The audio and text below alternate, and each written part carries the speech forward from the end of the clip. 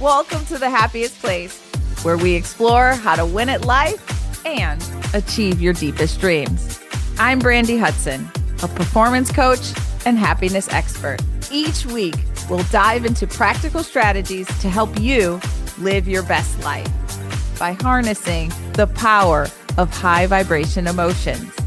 Whether you're looking to improve your relationships, career, health, or overall well-being, this podcast is your guide to creating a life you truly love.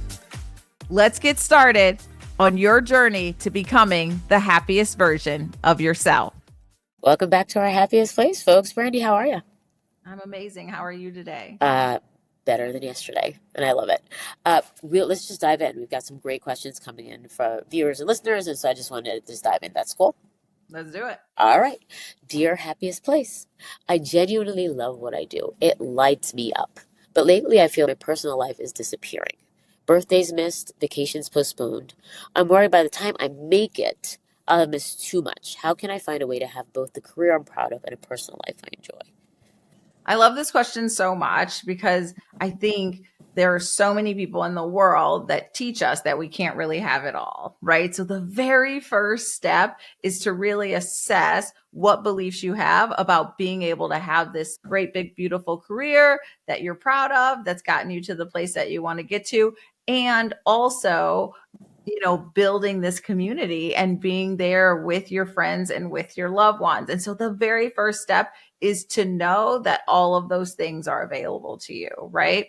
The second step, I think, is to really step back and ask yourself, do I need all of these inputs to get the outputs that I'm having? So we oftentimes believe that in order to reach this pinnacle of success that we're searching for, that we have to grind, that we're not allowed to take space. And in reality, we really are, and we're meant to. And it is actually in that space that we get more and more wisdom. It's in that space that we can grow. So I really think it's important to step back and say, which of these activities are necessary and which are not as necessary. And then the last and final thing is, I'm assuming this person is kind of on this career trajectory where there are opportunities to delegate. Yeah. And oftentimes I find that we don't trust that our team, our people, our peers even are able to support us at the same level that we're able to support ourselves. So we have to learn to trust and or surround ourselves with people that we are able to trust, and then delegate the things that aren't integral to our work.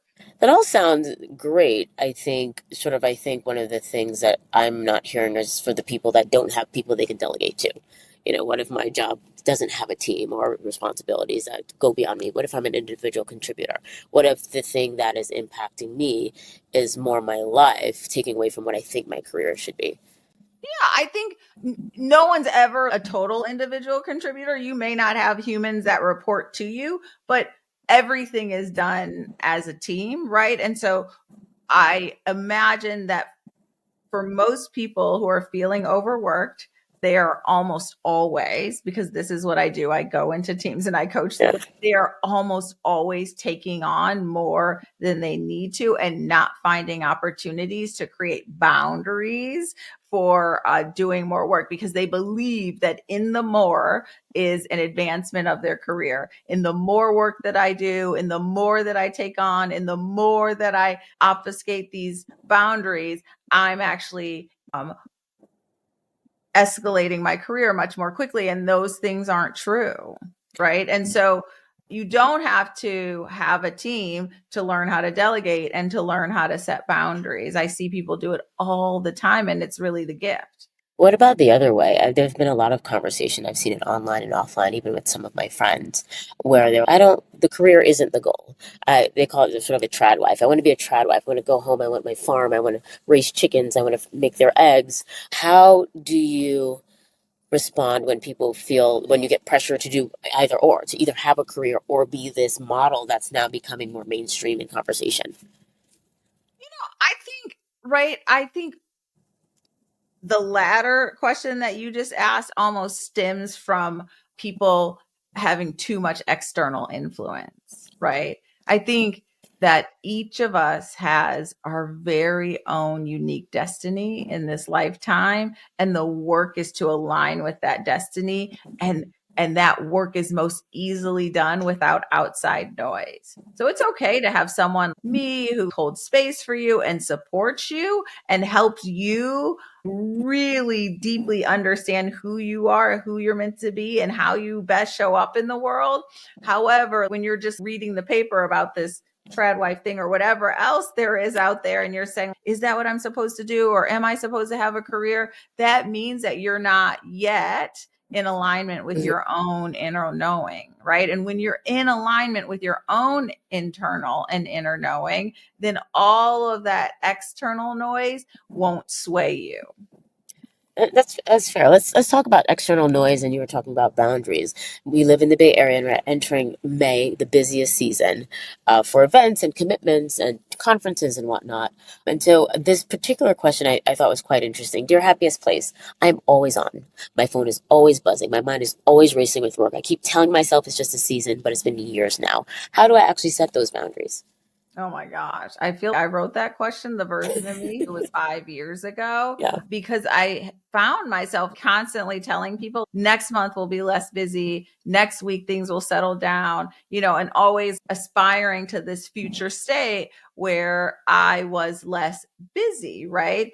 And a busy life is not a full life. So you never want to conflate the two. I'm going to actually say that again for the people in the back. A busy life is not a full life. And we want to have a great big full life. And that means something different to so many people, right? I had someone here the other day helping me, and she was like, wow, you have so much on your plate. And that honestly fills my cup.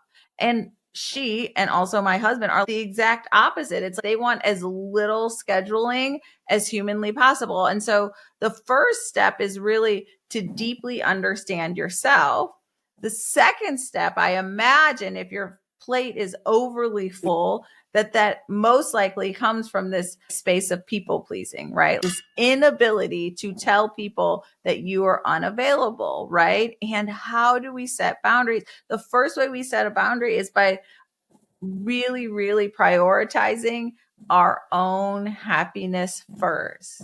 And when we put ourselves first, the beauty of that is that it doesn't forsake anyone else. It actually allows us to first show up for ourselves and then also show up for other people as our fullest, most whole self. Because what oftentimes happens is we do something for someone else out of obligation. And then somewhere along the way, maybe not the first time, maybe not the second time, and maybe even far in the future, and maybe not even with the person who's demanding the most of your time.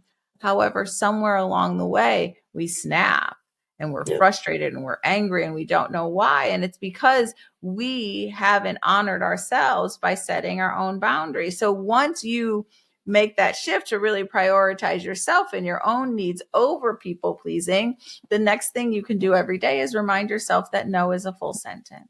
Yeah, someone once told me, expect what you accept. And so I think people used to say, this is a boundary I set, and then think the job was done. I think what I've learned over time is that the boundary is me sticking to what I said I would not do, or sticking to what I said I would do. So it's letting the actor know, but being in control of sort of my destiny.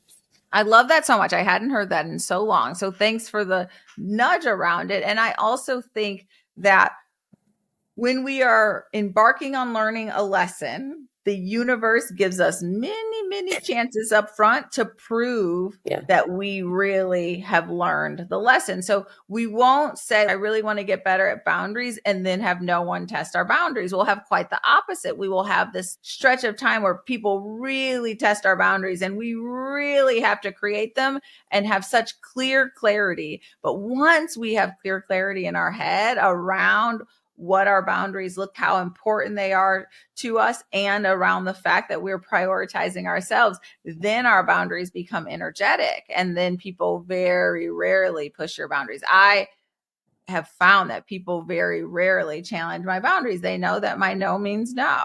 And they just know what I am available for. I had a neighbor down the street one day ask me, and I don't even remember the question, but she was, what what do you do when people XYZ to you? And I literally was, oh, people don't do that to me. Right. And not in an arrogant way. I was just like, man, oh, that just doesn't happen to me. And I know it doesn't happen to me because I'm not available for it. Right. So I still had an answer because I always have an answer, but it just doesn't show up in my life. And so we want to get to the point where we shift from not setting boundaries to setting boundaries. We spend that time really solidifying what our boundaries are. And that comes, sometimes you really need to write them out if you haven't been good about boundaries, right? What time you're going to be available, how you're going to be available, all of these things. And then once you are crystal clear, then you'll see. Don't make exceptions to your own rules. And don't make exceptions to your own rules. That's a brilliant. I just made that up just now. I love that. Let's end right there. Let's end right there. The happiest place. See you guys soon. Thank you for tuning in to The Happiest Place. Remember, your dreams are meant for you, and you have the power to create the life you desire. Don't forget to send in your questions for future episodes. I'm here to help you on your path to happiness and success. Until next time, stay curious, take radical responsibility, and keep vibrating high.